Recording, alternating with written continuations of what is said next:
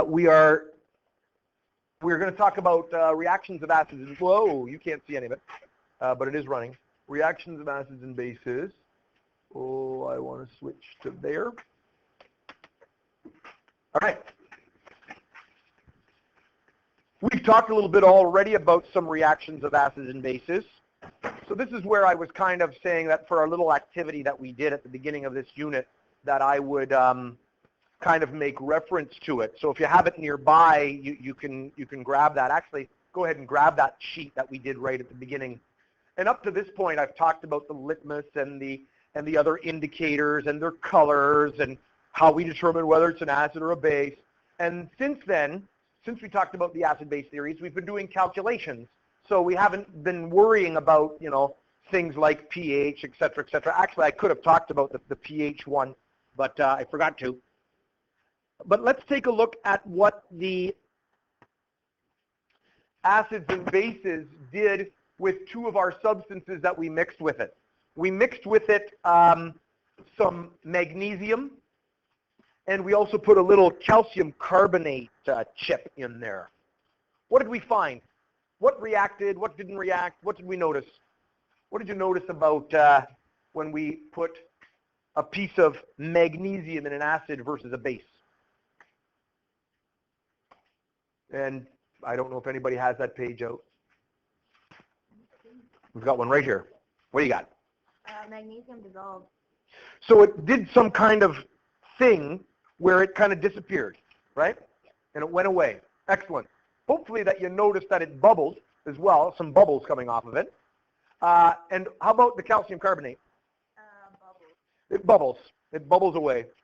And what about in the base? In the base, we're looking for the, oh, did I not?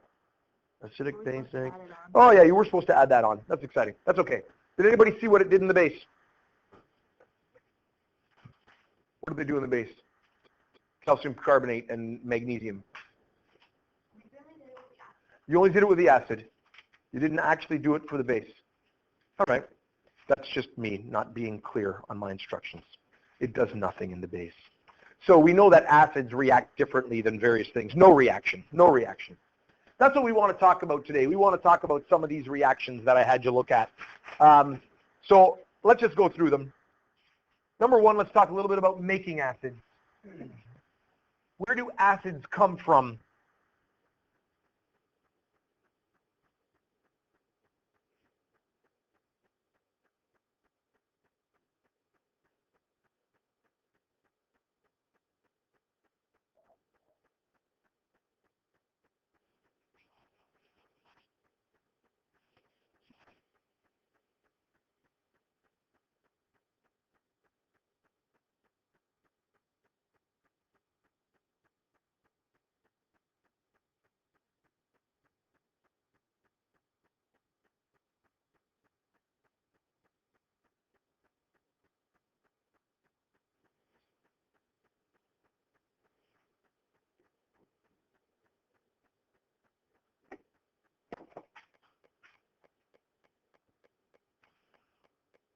Oxides of metals. If you take a metal, nonmetals. If you take a nonmetal and combust it and dissolve that oxide in water, there will be a reaction with the water to produce an acid. In this case, I have HClO. This is actually, this is hypochlorous acid, all right? So this is hydrogen with a hypochlorite. And so there you can see our chlorine dioxide or dichlorine monoxide reacting with water to produce the acid. Let me give you another example of that. We've already seen an example of when we have CO2 react with water. When CO2 reacts with water, we've seen this over and over again when we talked about the formation of POP, all right? That reacts and we get H2CO3, which is our carbonic acid, all right?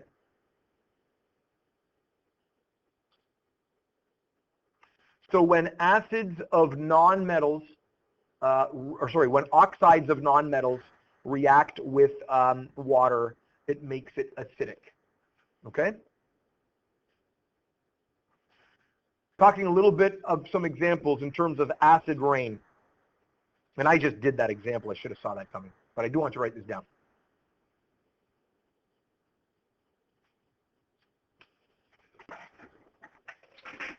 It seems that every decade or so there's a new environmental concern that that scientists are kind of faced with. Scientists are often the cause of the environmental concern because of industrialization and changing technology and changing various reactions. And back in the 70s, it was acid rain. The big problem was acid rain. There's not a lot of talk much anymore about acid rain, and that's because a lot has been done to kind of stop that reaction that produces the acid rain. We'll talk about what makes rain more acidic in the next slide. But it turns out that regular rain is a little acidic. When regular rain falls, if you were to take just rainwater as it comes down, put some pH paper in it, you wouldn't end up with neutral, which is what you would think. You'd end up with around 5.6, somewhere in there. And that's because there's carbon dioxide in the air, and the carbon dioxide gets dissolved as the rain falls through the air, and it's turned into a little bit of carbonic acid. Not as strong as in a pop, obviously, because that's carbon dioxide kind of forced into the water, but just as the rain falls through the air, it grabs up a little carbon dioxide, and it produces, and my machine is falling asleep on me, and it produces some carbonic acid, H2CO3, all right? Carbonic acid. So natural rain is slightly acidic. So that's not what we mean by acid rain. It's weakly acidic, not strongly acidic. Now, in these industrial processes, you don't need to write the title again. It's the same information coming underneath. In these industrial processes, such as generating electricity with coal, that was really a primary problem. Coal contains a lot of sulfur. And when coal is burnt, the sulfur is also burnt. And that creates sulfur dioxide. Now today we don't have the same problems. The sulfur is removed in a chemical process as it's being burnt. They also have a way of removing the sulfur dioxide as it leaves the power plant, as it leaves the exhaust stack, and catches the sulfur dioxide before it leaves. They call that technology, they call it clean coal technology. We have a coal power plant that runs at Courtright in Lambton County here. The talk was to close it down because the coal still produces some sulfur dioxide. There's a lot of people that want that power plant to stay open. There's a lot of people that work there. And a couple of years ago, it was a concern because they were going to shut it down. And the proponents were saying, but you could introduce clean coal technology. And they've done some of that. They're burning fairly cleanly. But in the 70s and in the 60s, a lot of our power came from coal before there were nuclear power plants. And they weren't using such technology. It didn't exist. So all kinds of sulfur dioxide was ending up in the air. That was reacting with the oxygen in the air to produce sulfur trioxide. And then the sulfur trioxide would react with the rainwater to produce a strong acid. So we can complete these reactions here. Here's our combustion reaction. And that ends up producing SO2, right there, straight up combustion. Then we have a reaction, and just for the sake of balancing it easily, I'm going to just put a half of an O2 to produce an SO3. And these are gases. Oops, I put an aqueous, but that's a gas. And then the gas in the air reacts with the liquid water and produces H2SO4 aqueous, and that is sulfuric acid. And sulfuric acid is a strong acid. It will 100% ionize, and that sulfuric acid solution coming down as rain is acid rain. But now they've done pretty well to remove the sulfur from the exhaust that comes out. So it's better. We're not as concerned these days about acid rain.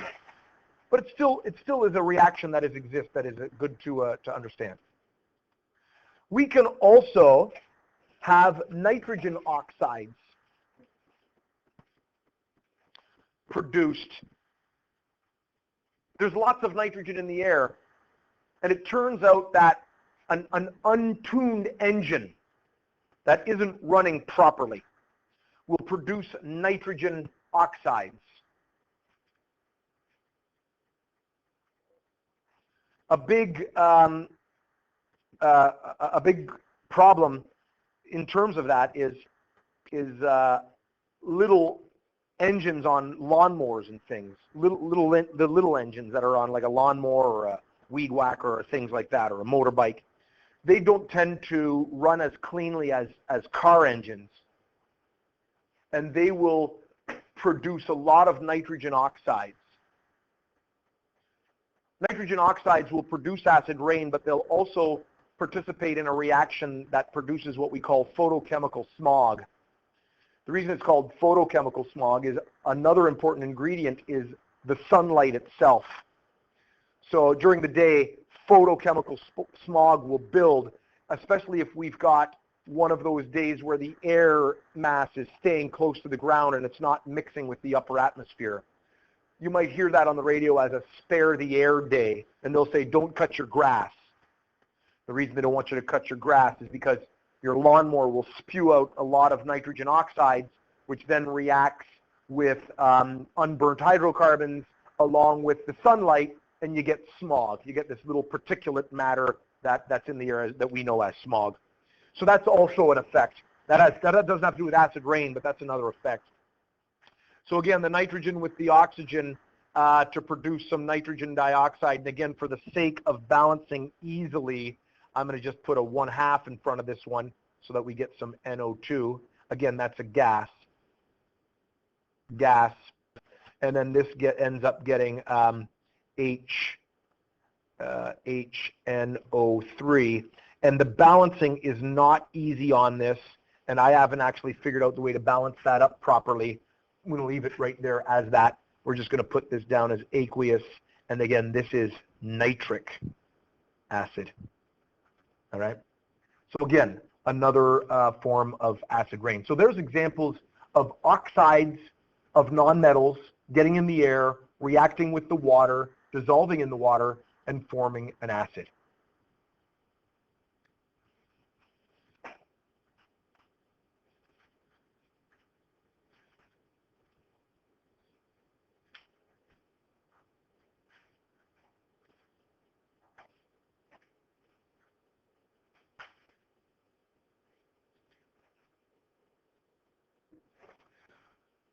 Making bases. Oxides of metals dissolved in water will make a basic solution. Not very many metal oxides dissolve very well.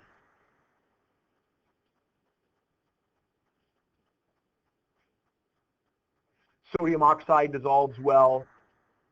Potassium oxide dissolves well. That gives us our sodium hydroxide and our potassium hydroxide. Magnesium doesn't dissolve great, but it gives us that magnesium hydroxide.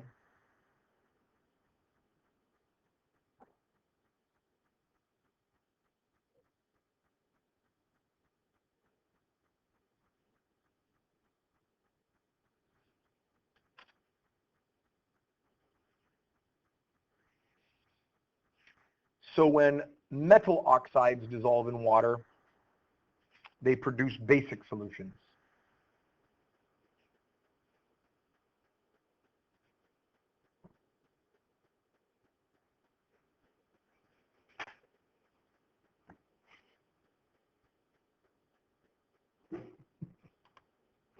All right, let's talk about some reactions of acids.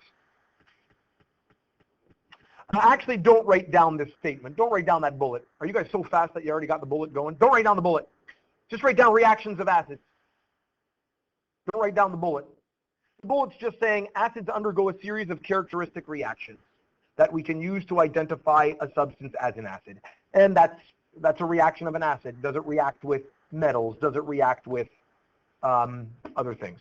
So here are some examples. Reaction of a metal and an acid.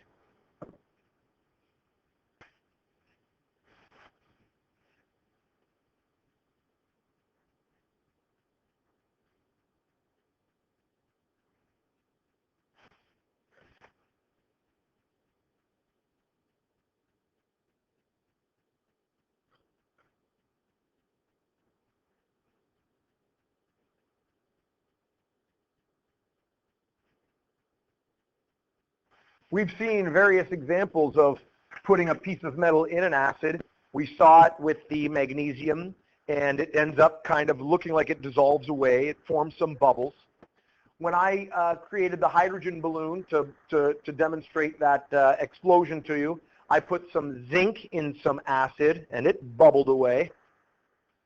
And every time you put an active metal with an acid, you will get that single displacement reaction that produces hydrogen and some kind of a salt, some kind of a solid ionic compound.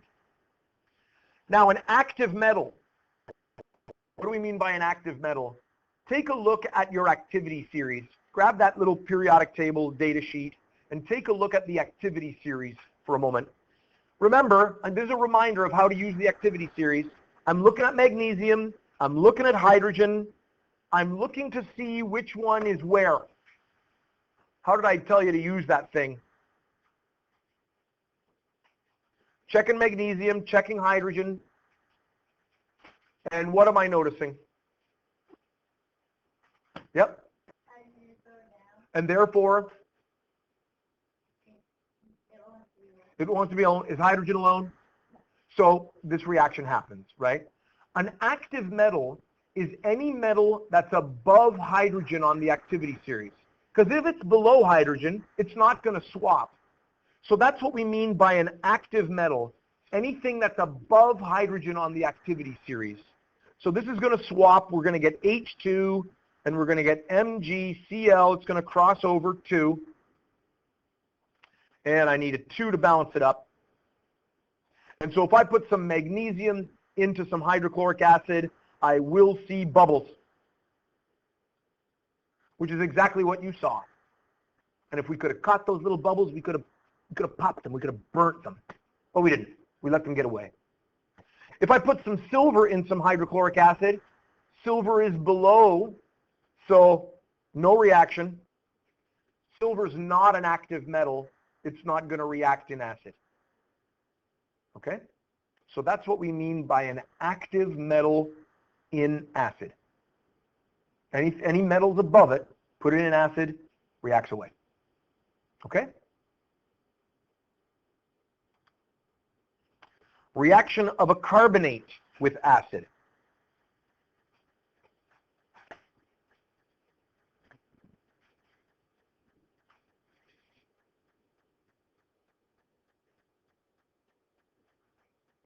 And this is true for all carbonates.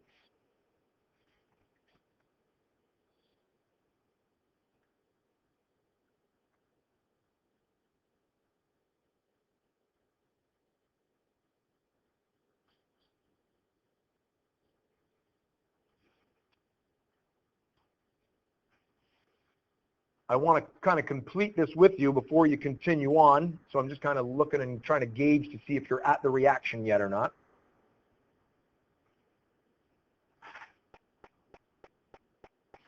An acid reacts with a carbonate in a double displacement reaction to produce carbonic acid and a salt, every time. In this case, I've got sodium carbonate and hydrochloric acid. But this could be sodium bicarbonate, baking soda, and it could be vinegar. This is your baking soda and vinegar reaction that you use to power your volcano. I don't know how many people actually do the volcano thing, but preteen television series love to do the science fair themed show, and they love the volcano. Do some kind of Sweet Life, I'm sure, did it at some point in time. Those crazy twins. My cousin had it was like a rocket. It works too. That doesn't have the liquid come out, but it gets it all kind of condensed and then pow, flies up. That works great as well. Yep. You can power a rocket with it as well. So the reaction, double displacement is going to swap. We're going to get H2CO3. We've seen this reaction before. This is aqueous. This is our carbonic acid. And then what do we have left? We've got sodium with chloride, NaCl, and this is aqueous too, it's dissolved, but there is our salt. It happens to be salt in this example, but it doesn't have to be. It could be any ionic compound. Now, I've already told you when we encountered this, when we talked about double displacement reactions, aqueous carbonic acid will decompose to liquid water and carbon dioxide gas.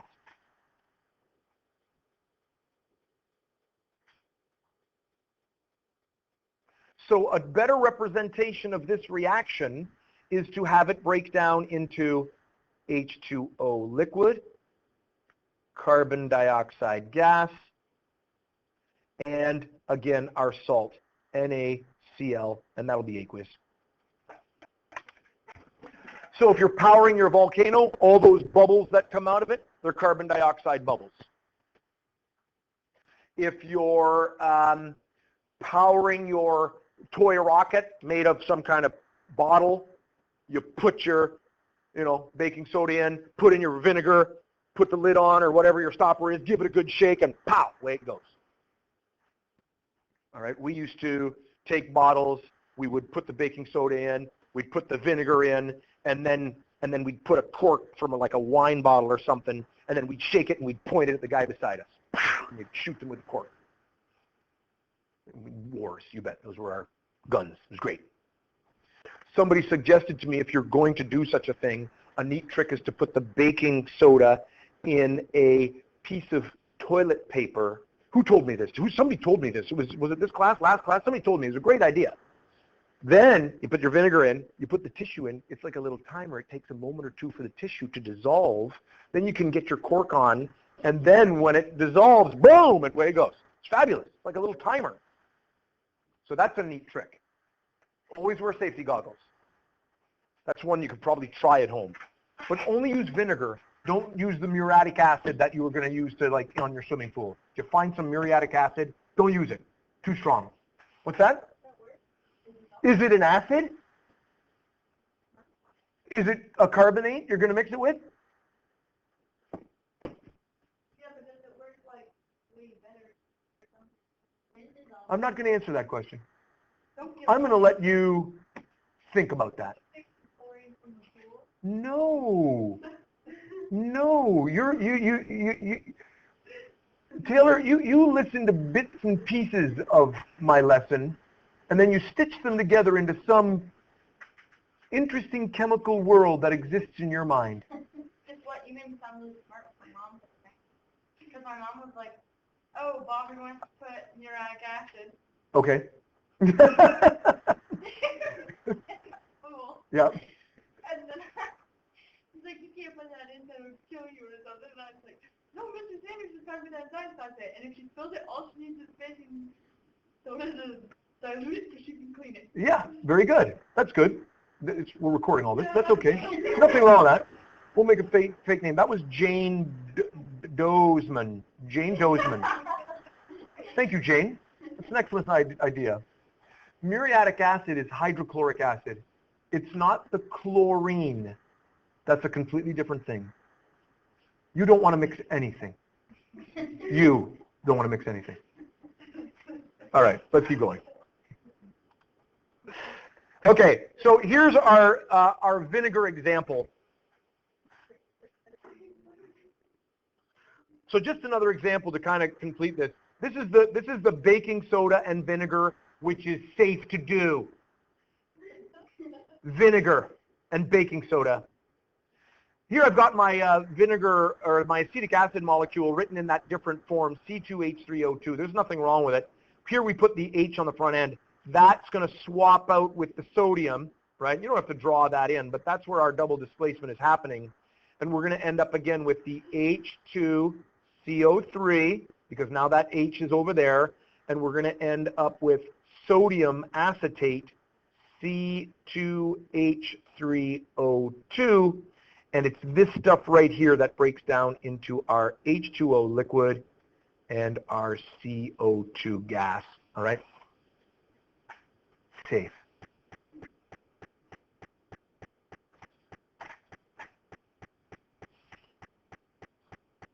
All right, so there's the vinegar and baking soda example. Reactions of acids and bases. Notice I don't have any examples of reactions with bases because metals don't react with bases and carbonates don't react with bases. There's no reaction to take place.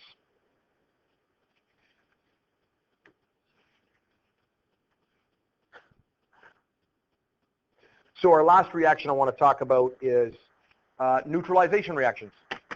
And then I do have a little worksheet, and I just realized I inadvertently did the answer to 1A for you, and then I photocopied it with the answer on it. Anyway, it's kind of goofy. Here's a little worksheet that has a couple of practice examples as well that you can do.